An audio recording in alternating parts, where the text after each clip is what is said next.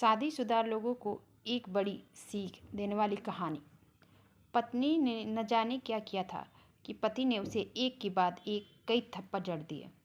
हमेशा हर सिचुएशन को शांति से हैंडल करने वाली पत्नी भी इस बार इतनी अशांत हो उठी कि उसने अपनी चप्पल ही निकालकर पति की ओर दे फेंकी। चप्पल पति के बालों को छूते हुए निकल गई।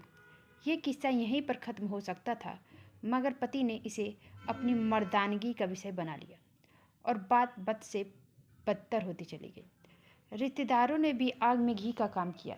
किसी ने कहा, जो औरत अपने पति को चप्पल से मार सकती है वो ना ही तो वफादार हो सकती है और ना ही पतिव्रता। ऐसी औरत परिवार ही नहीं पूरे समाज पर कलंक की तरह है। बीबी के पक्ष वाले कहाँ पीछे रहने वाले थे। किसी ने कहा, 21वीं सदी में भी जो स्त्री के साथ मारपीट करते हैं उन्हें तो जेल भेज देना चाहिए। तो कोई कहता, जरूर उसको कोई और पसंद आ गई होगी, इसलिए पत्नी से मारपीट करने लगा है। बात कोर्ट तक पहुंच गई। दोनों पक्षों ने एक दूसरे के खिलाफ केस फाइल कर दिया। पति ने चरित्रहीन होने का तो पत्नी ने दहेज और शारीरिक उत्पीड़न का आरोप लगाया। 2 वर्ष से अधिक समय के लिए केस चला था। इन 2 वर्षों के दौरान दोनों पति पत्नी अलग अलग रह रहे थे। इन 2 वर्षों के दौरान दोनों पक्षों के समर्थकों की संख्या कम हो गई थी। पहले जहां दोनों पक्षों में समर्थकों का समूह होता था, अब गिने चुने लोग रह गए थे। पति और पत्नी दोनों की आर्थिक स्थिति भी इस समय के दौरान नीचे गिर चुकी थी। जिन्हें वो अपना शुभचिंतक समझ रहे थे, पैसों की बात आते ही उन्होंने भी अपना पलड़ा झाड़ लिया था। अगर कोई देने को राजी भी हुआ तो मोटे ब्याज की शर्त पर। आखिरकार वही हुआ जो सब चाहते थे, डाइवोर्स। हर कोई खुश था, दोनों पक्षों के रिश्तेदार, उनके माता पिता और दोनों के वकील।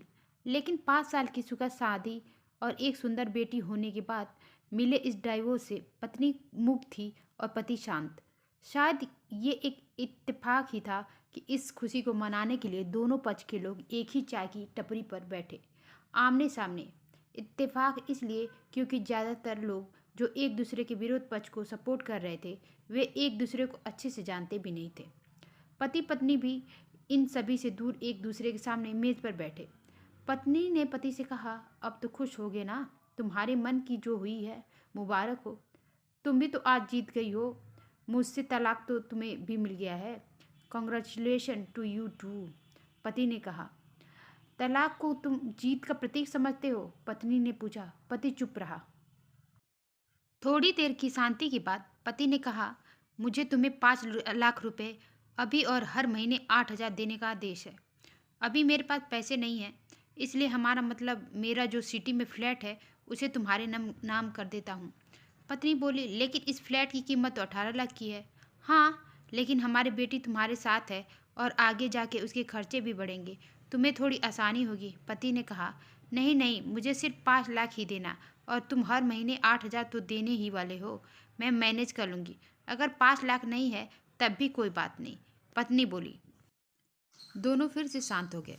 पति सोचने लगा, कितनी भोली और समझदार है ये औरत, जो कुछ समय पहले तक मेरी पत्नी थी और अब अनजान।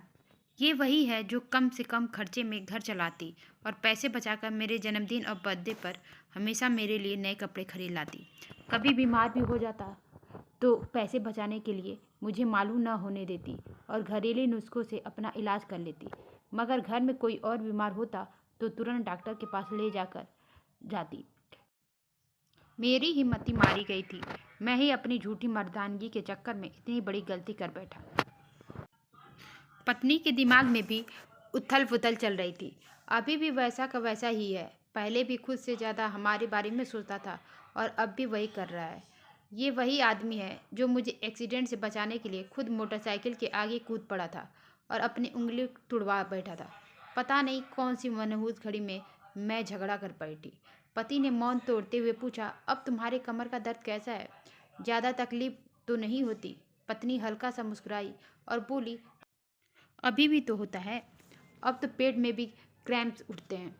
वो तो होगा ही, तुम योगा या कसरत भी तो नहीं करती हो। अब किसी गायनोकोलॉजिस्ट को जरूर दिखा लेना। पति ने कहा, तुम बताओ, तुम्हारा अस्थमा कैसा है अब? क्या अब भी दौरे पड़ते हैं? पत्नी ने पूछा। हाँ, पड़ते हैं, पहले से ज़्यादा, क्योंकि अक्सर इन्हेलर भूल जाया करता हूँ। याद दिलाने के लिए तुम जो नहीं हो अब। पति बोला, तुमने भी तो मुझ पर दहेज का इल्ज़ाम लगाया था। वो बोला, गलत था और इस बात का मुझे भी पछतावा हुआ। पत्नी ने कहा। पति कुछ कहना चाह रहा था लेकिन हिचकिचा रहा था।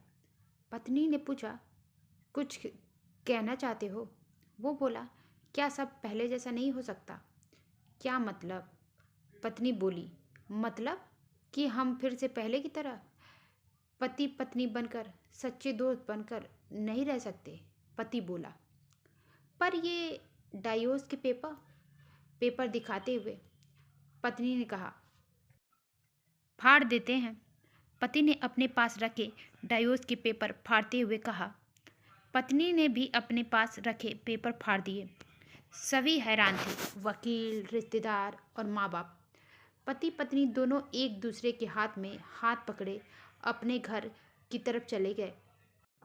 दोस्तों, ये कहानी अच्छी लगी हो तो please like, subscribe and share करें। धन्यवाद।